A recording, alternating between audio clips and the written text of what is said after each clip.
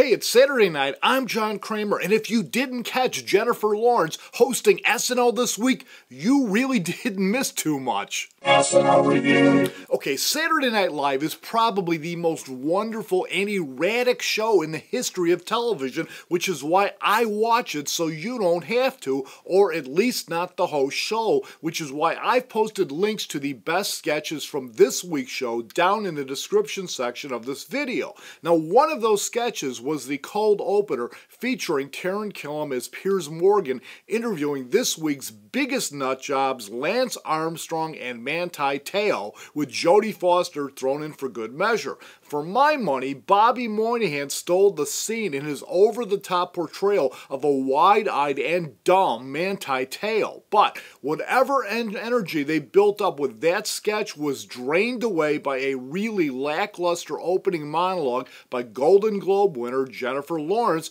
who seemed not especially interested in hosting the show. Or was I just missing something? Nor did the show's writers seem very interested in providing decent material in the next few sketches. A boring Starbucks parody commercial, which was embarrassingly bad, a new installment in the Girlfriends talk show bit, which I liked even less than the first time they did it, and which I assume they're doing for the 14-year-olds in the crowd, and then onto a post-Hunger Game press conference parody, which had no energy and was a major disappointment.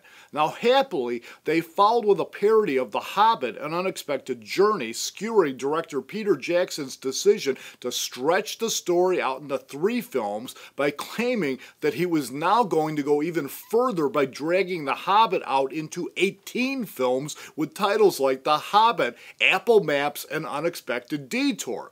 Now, next came a scene set in a trendy diner where the waitresses are paid to be rude to the customers and where Jennifer Lawrence actually seemed for the first time that night to be engaged in the show, playing the rudest waitress in the establishment.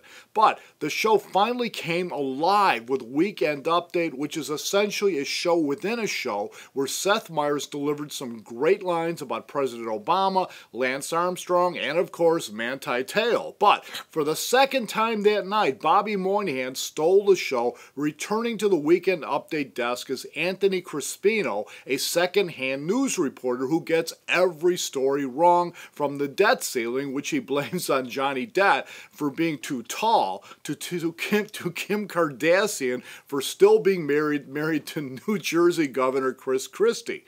Now, Moynihan and Meyers mugged it up, obviously having the most fun of the evening, and that fun continued in a sketch called America's Top Dog Chef, which was as stupid and funny as the title would have you think it was.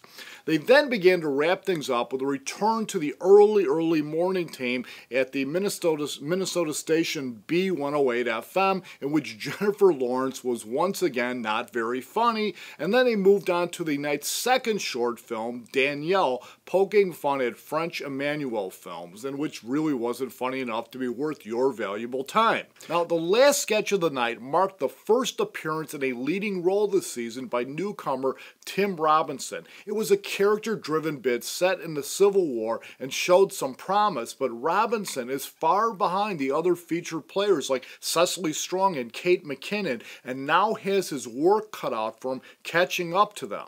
And I wonder if any of you out there think he'll be able to make the cut into next year's cast. Now, SNL will be back next week with Adam Levine hosting, with the following week's hosting and musical duties going to Justin Bieber, which should be a really wild ride for the folks at Studio 8H. So, remember to look down below for those links in the description section of this video. Hit the subscribe button while you're there.